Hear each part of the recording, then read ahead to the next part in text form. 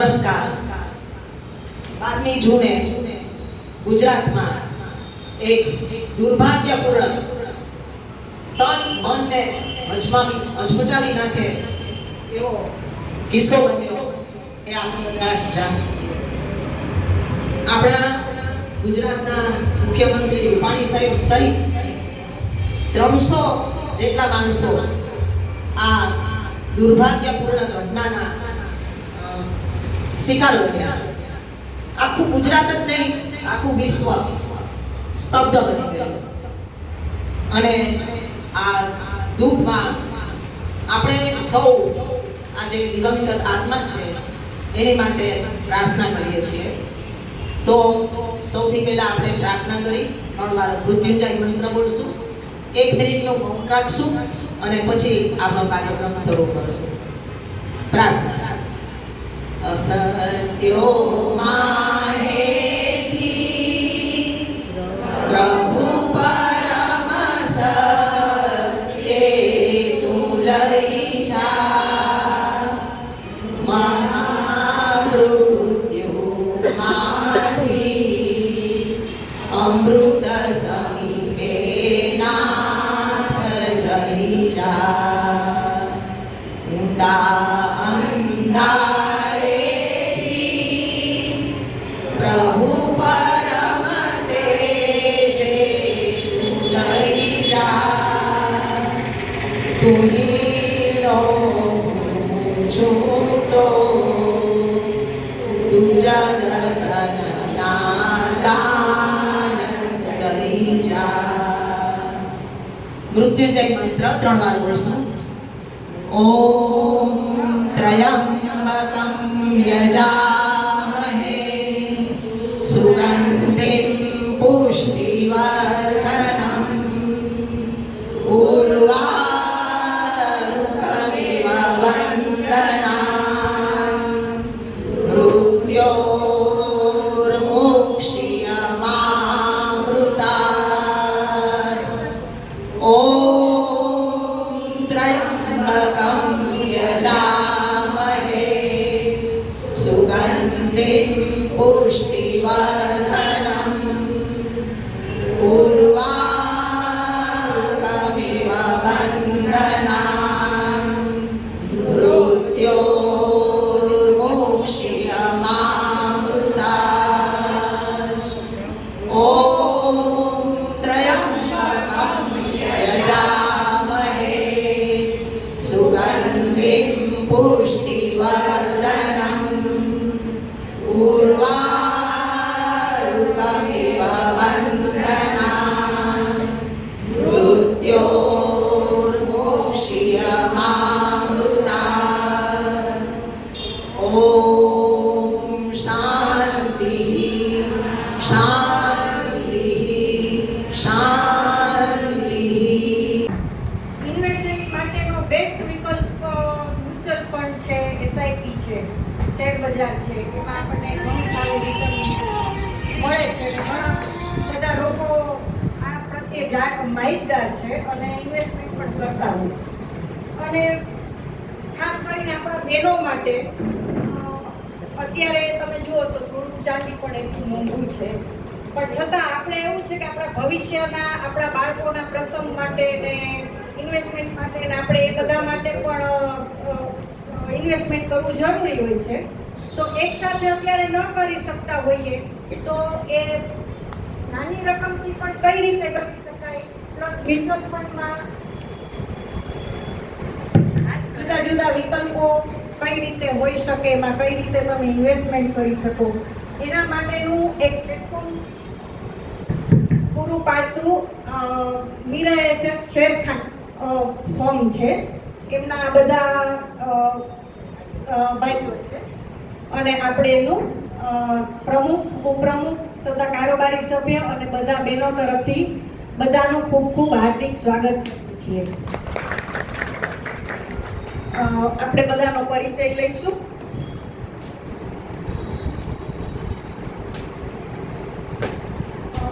આપણી સાથે આવેલા છે રઘુવીરસિંહ જાડેજા, શેરખાનના બ્રાન્ચ મેનેજર.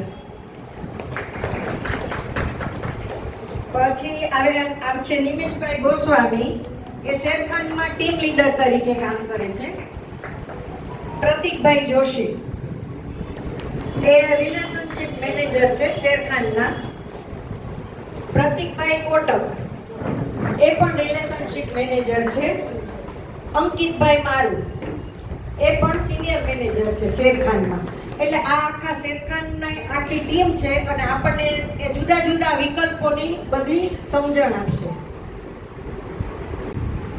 લઈ લો દત્તા ધર્મેશ સાથે જ કરે બધા.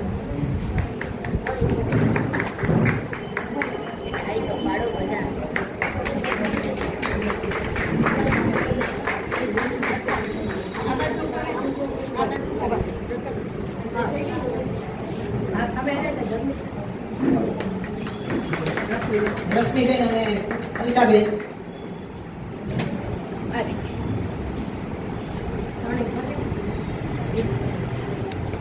રશ્મિબેન રશ્મિબેન અમિતાબેન.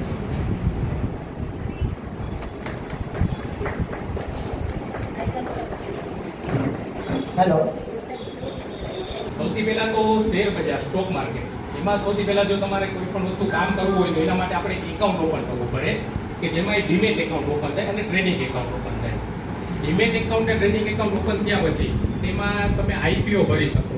ઘણી વખત સારી સારી કંપનીના આઈપીઓ આવતો, હમણાં એચડીએફસી ફાઇનાન્સનો આવે છે, એ સારો આઈપીઓ છે. એમાં તમે ભરો, એ જનરલી 2 થી 3 દિવસ માટે જ તમારું ઇન્વેસ્ટમેન્ટ હોય અને એમાં જનરલી જેવા આઈપીઓ હોય એમાં લોટરી સિસ્ટમ ઉપર હોય કે ભાઈ 10 માંથી 2 જણાને લાગે, 5 જણાને લાગે, એમાં સારા એવા આપણને પ્રોફિટ થતું હોય છે. એટલે એક રીતે આપણે એમાં ઇન્વેસ્ટમેન્ટ કરી શકીએ આઈપીઓ થ્રુ. ક્યારેક સારા સારા શેર છે, રિલાયન્સના છે, ટીસીએસ છે, ઇન્ફોસિસ છે, એવા શેરમાં તમે લઈને લોંગ ટર્મ માટે પણ ઇન્વેસ્ટમેન્ટ કરી શકો છો. એ બધી વસ્તુમાં પણ તમને સારું એવું બેનિફિટ મળી શકે છે.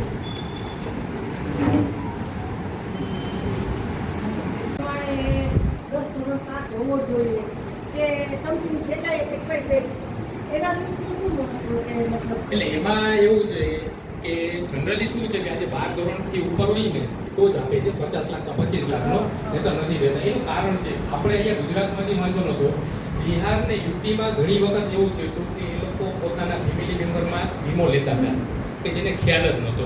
પછી સડનલી એ તો આપણને ખબર હોય છે કે વીમો બગાવવા માટે જે વસ્તુ કહી ગયું. એટલે આ શેના માટે છે કે જો કોઈ વ્યક્તિ ભણેલો હશે તે ઝડપથી સાઇન નહીં કરે. આ જો હું મારા વાઈફનો મારે વીમો લેવો હશે કે 12 ધોરણ પાસ હશે તો હું કહીશ કે ભાઈ એ છે તો એ સાઇન કરશે, એને અવેરનેસ છે એ વસ્તુનું. પણ જે વ્યક્તિ 5 ધોરણ કે 7 ધોરણ પાસ હશે એ વસ્તુની એને ખબર જ નથી કે આ શેના માટે છે, શું છે. અને હવે તો એવું થયું કે તમારા રિટર્ન ફાઇલ હોવા જોઈએ, એ બધે ક્રાઇટેરિયા નક્કી કર્યા છે કે નહીતર શું થતું, આનું બેનિફિટ કરતા ડિસએડવાન્ટેજ વધારે થતો, મિસયુઝ વધારે કરતા હતા. એના કારણે એ લોકોએ આ લઈ આવ્યા છે. બરોબર. જે એસઆઈપી કરાવેલી હોય એ મંથલી તમે કાપતા હો તો એમાં કેટલું ઇન્ટરેસ્ટ છે એ તમે કેમ ટોટલ નથી આપતા?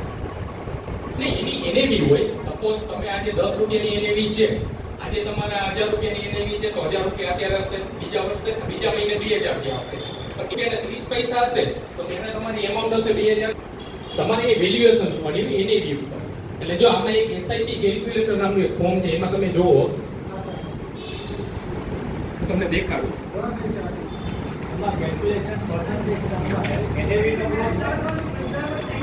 જો આ પેજ છે ને, આ તમે ખાલી એક ખોલો. ટોટલની ખબર જ ન પડે. ના ના ના ના, એવું ન હોય, એવું ન હોય. કપાવાનું આવે. પણ ના, એ તમારે સ્ટેટમેન્ટ જોવું પડે. સ્ટેટમેન્ટમાં તમને ખબર પડી જાય કે ભાઈ 6 મહિના થયા છે, તમારા 6000 હોવા જોઈએ ઇન્વેસ્ટમેન્ટ. 6000 ના કદાચ 7000 હોઈ શકે. તો એ તમારો 1000 રૂપિયા એ તમારો પ્રોફિટ છે.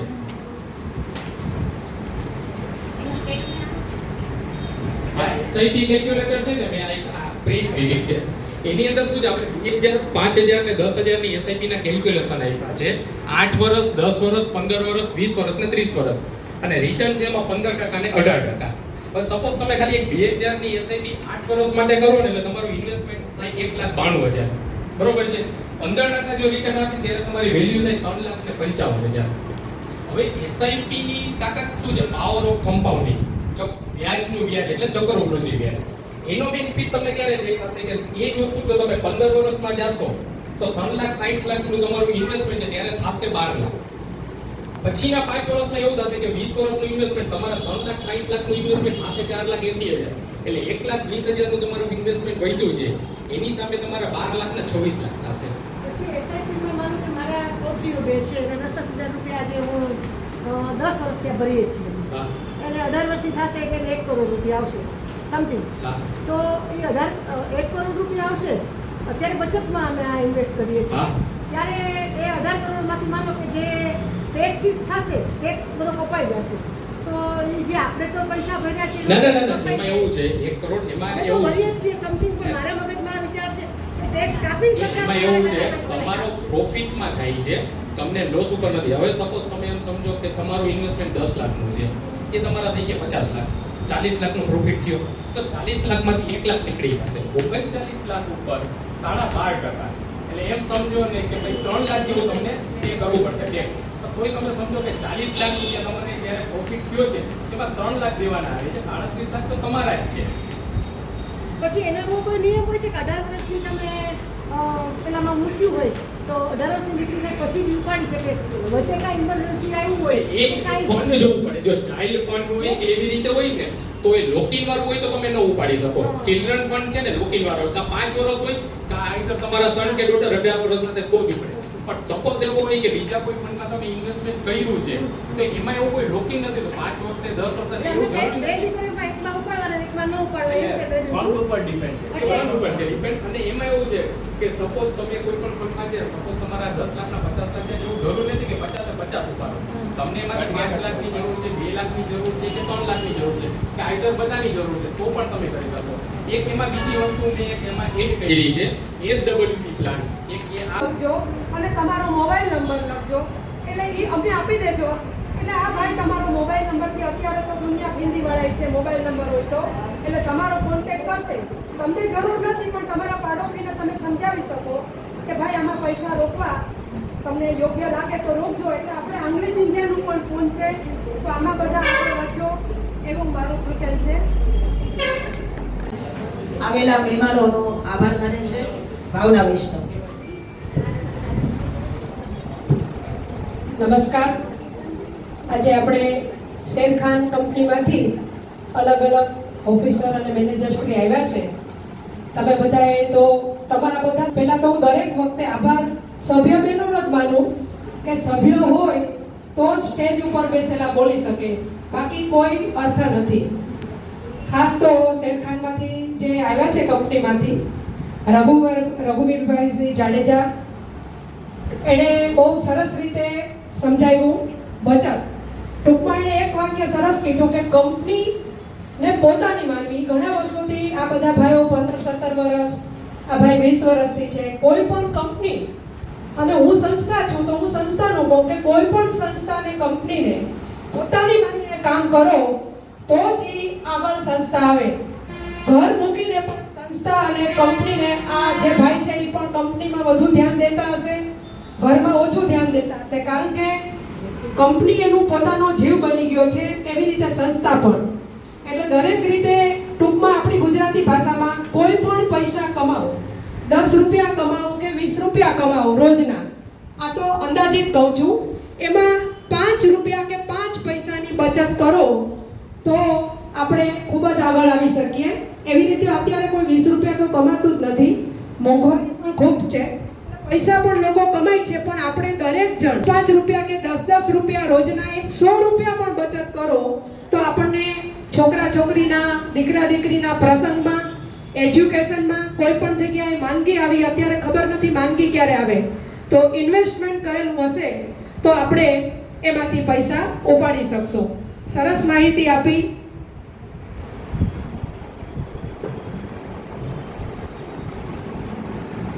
નિમિષભાઈ ગોસ્વામીનો પણ આભાર, પ્રતિકભાઈ જોશીનો પણ આભાર,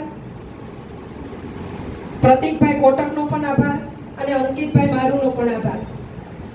નમસ્તે બહેનો, હું છું ચેતના પંડ્યા, ન્યૂઝ રિપોર્ટર, કે જે તમને લાઈવ સમાચાર આજે હું આપવા આવી છું.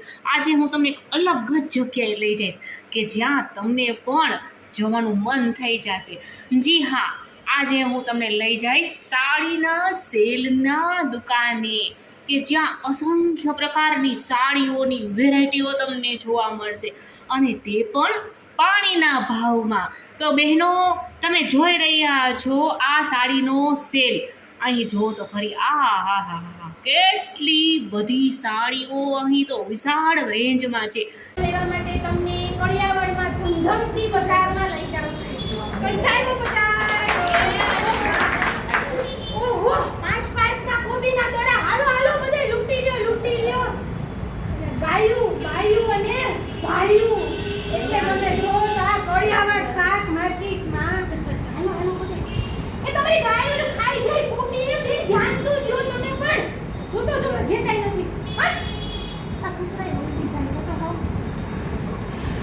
શાક માર્કેટમાં ભાઈ 200 લીંબુના ભાવ છે. 200 રૂપિયાના કિલો. આ કોઈ દિવસે ગયા જ નહીં. 200 રૂપિયાના કિલો લીંબુના ભાવ હોય કઈ ગજબના છે. ઓકે કે લેતા નહીં ક્યારેક આ લીંબુના તો છે રસ કરી સસ્તા હોય ને રસ કરી મૂકી દેવાય. આ છે ને ફરક જ બહુ. પાછા ખાડાય જોતો અહીંયા ખરો. પછી બાયુને તો તમે સાચું કહો, કોથમીર મરચા ને આદુની કટકી મળી જાય ને એટલે સોના ચાંદીનો સિક્કો મળી જાય ને પછી સાથ થાય ખરેખર. આ શાક માર્કેટમાં આપણે બાયુ જઈએ ને એટલે હા બેન એ બહુ સસ્તું સાચું કડિયાવડમાં જ લેવા આવી જાય છે. હા હું તને સાચું કહું. હા હવે આ શાક માર્કેટ જોઈ તમે બધાએ તો તમને બધાને ખબર નહીં હોય શાક માર્કેટમાં અહીંયા કડિયાવડમાં ઢોકળા બધું મળે. નીચે 200 ઉપર મેં તો ટમેટા 2 કિલો 3 કિલો પાણીનો લોટો અને ગ્લાસ ને બધું રાખ્યું છે. તમે એની સરભરા એને કહેજો એ લઈ લેશે. તમે તો ઉઠી નહીં શકો, તમારી તબિયતની તકલીફ છે ને એટલે હું શાક લઈ આવું. હાલો આજે તો મારે મહેમાન આવવાના છે. ઊંધિયું મને કહે ઊંધિયાનું શાક લેતી આવજે.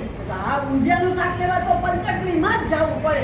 કારણ કે પંચકડીમાં તો કંદી મળે, રતાળું મળે, બટેટા મળે. એ બેન અહીંયા આવો. કોબી 10 રૂપિયાની 3. હા બેન કોબી 10ની 3 તું દે છે પણ ભેગા મને તું મસાલો આપીશ. આ મસાલો તો આપું બેન પણ તમે કોબી લેશો ભેગા આપણી મોટી થેલી લઈ આવી છું. હા મોટી થેલીમાં કોબી.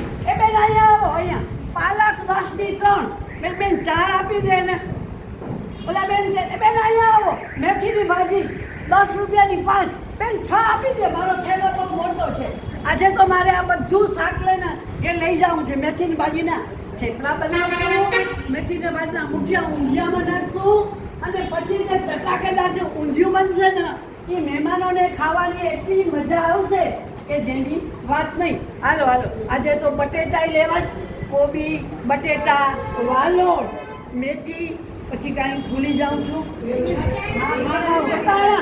વટાણા, તુવેર, લીલા ચણા એ બધું શાકભાજી આજે તો મેં અવળો મોટો થયેલો ભરી લીધો. ગાલોડિયા છે. જયશ્રીબેન ગાલોડિયા છે. આજે મારે હોસ્પિટલમાં સરકારી હોસ્પિટલમાં કોરોનાના જે વાયરસ આપણે આવ્યો હતો એ કઈ રીતના એડમિશન ને ડૉક્ટર શું કરે છે એના વિશે મારે બોલવાનું છે. તો પહેલાં તો કોરોના આવ્યો એટલે બધા આપણે ડરી ગયા હતા. તો ડૉક્ટર તો ત્યારે પહેલો જ હતો. આપણે એને તો ઇન્ફોર્મ કરી દીધા હતા કે તમે હવે આ રીતના રહી. તો એ પહેલાં શું કરે, હાથ પહેલાં એ મોઢા ઉપર માસ્ક બાંધે છે. પછી હાથમાં એ સોલ્યુશન જે આપણે કહીએ ને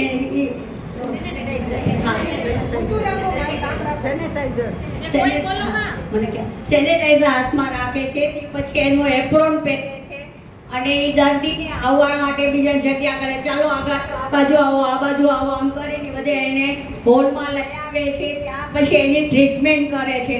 તો પોતે તો આખા પેક હોય છે કે એને બીક તો બધાને હોય ને, આપણે હોય એટલે એ આપણો ટેસ્ટ કરે છે. એક સળી જેવો ભાગ લે છે અને એ આપણી નાકમાં નાખે છે અને આપણને છે કે પછી આપણા ફેફસામાં શું તકલીફ છે ને શું નહીં એ બધી વાતચીત કરે છે. ઇંગ્લિશમાં બોલે છે અને દર્દીને કંઈ ખબર નથી કે હવે મારું આમાં નહીં તો બિચારું બીજ જાય છે કે હવે મને કોરોના થયો છે, હવે મારું કંઈ આમાં ચાલશે નહીં. મારો આજનો વિષય છે ગિરનાર આરોહ અવરોહણ સ્પર્ધાનું લાઈવ પ્રસારણ. મારો તો વિષય જ છે કારણ કે હું તો વ્યાયામ શિક્ષિકા હતી અને આમાં આખી જિંદગી મેં કામ કરેલું છે એટલે મારી માટે ગમતો વિષય છે એટલે જ મેં પસંદ કર્યું છે. આપણે બધા જાણીએ છીએ કે રાજ્ય સરકાર તરફથી અને રમતગમત વિભાગ તરફથી છેલ્લા 39 વર્ષ આનું આયોજન કરવામાં આવે છે. આ સ્પર્ધા છે એ 4 વિભાગની અંદર વહેંચવામાં આવેલી છે.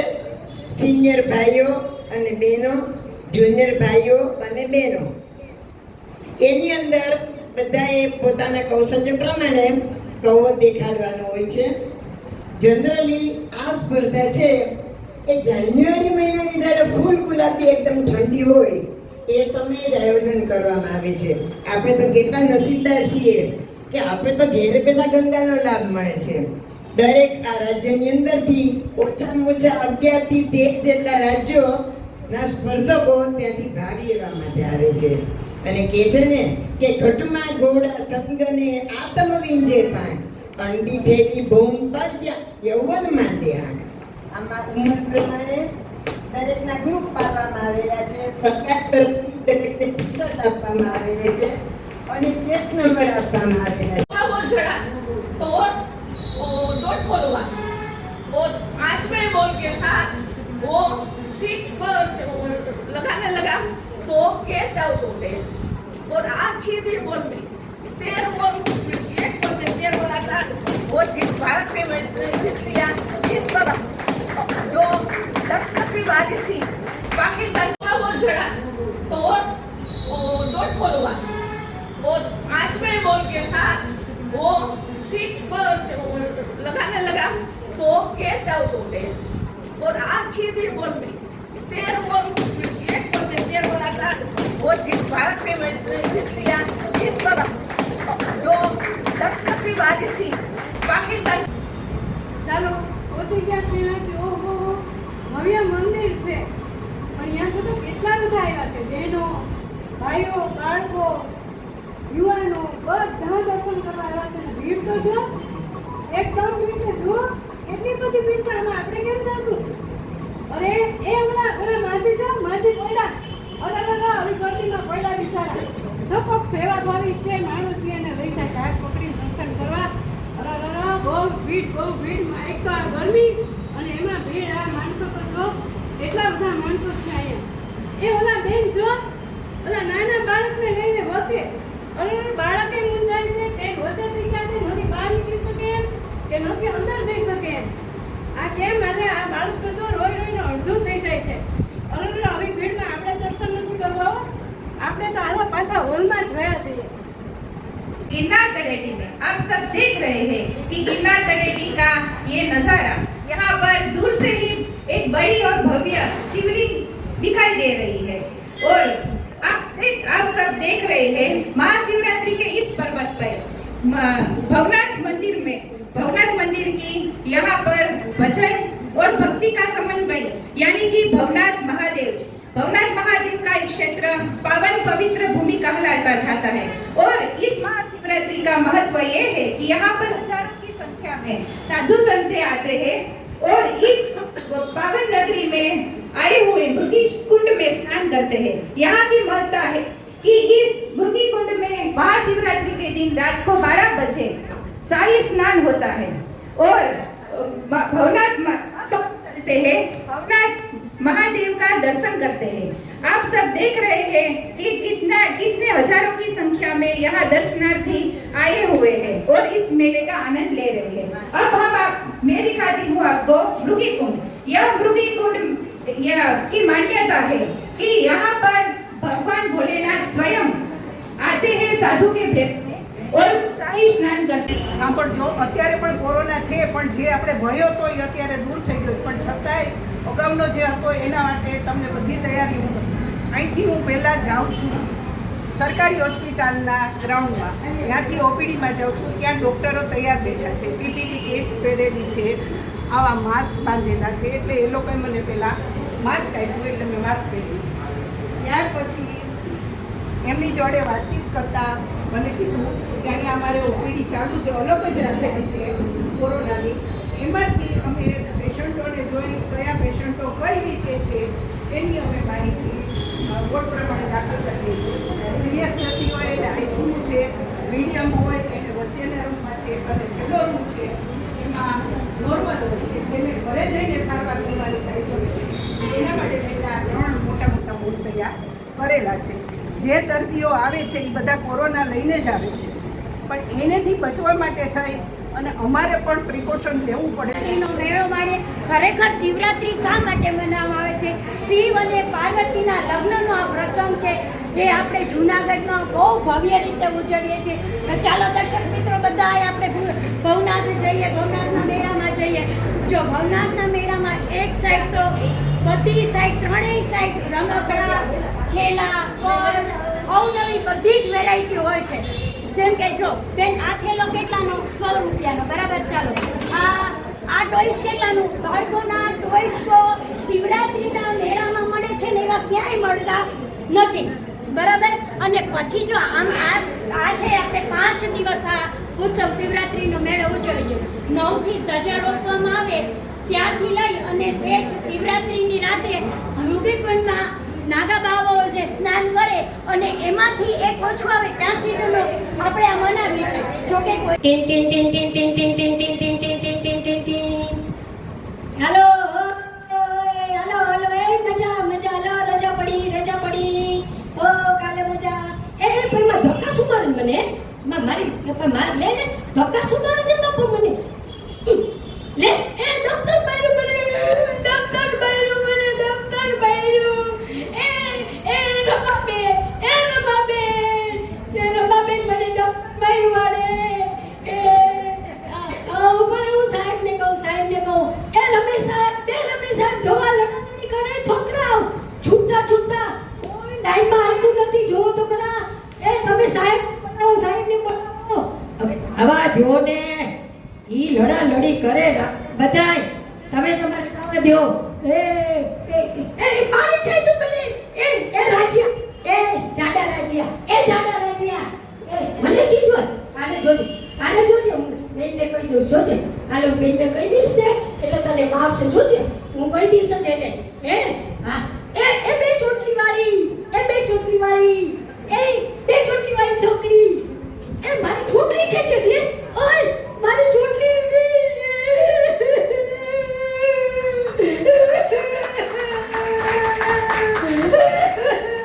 લે પેલા રોજ શું પણ મારી ચોટલી ખેંચવા.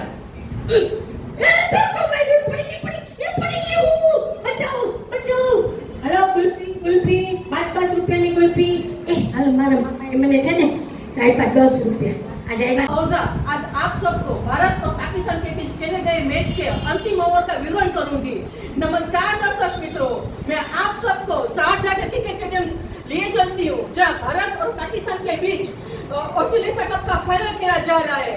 आज 18 अप्रैल का दिन है. भारत ने पहले बल्लेबाजी करते हुए 245 रन बनाए हैं, जिसको उसे 5 विकेट गंवा दिए हैं. सुनील गावस्कर जो धीमी बल्लेबाजी के लिए जाने जाते हैं, उसने आक्रमणकारी खेलते हुए 92 रन बनाए हैं.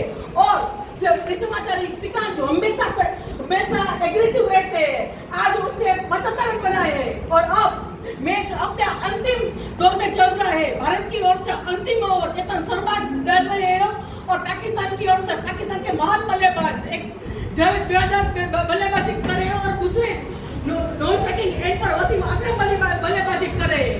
चेतन शर्मा अंतिम ओवर की पहली गेंद लेते हुए पहले ही गेंद और उसने इस विकेट डाला है, जहां जावेद मियांदाद और वसीम अकरम ने भागते हुए रन बनाए.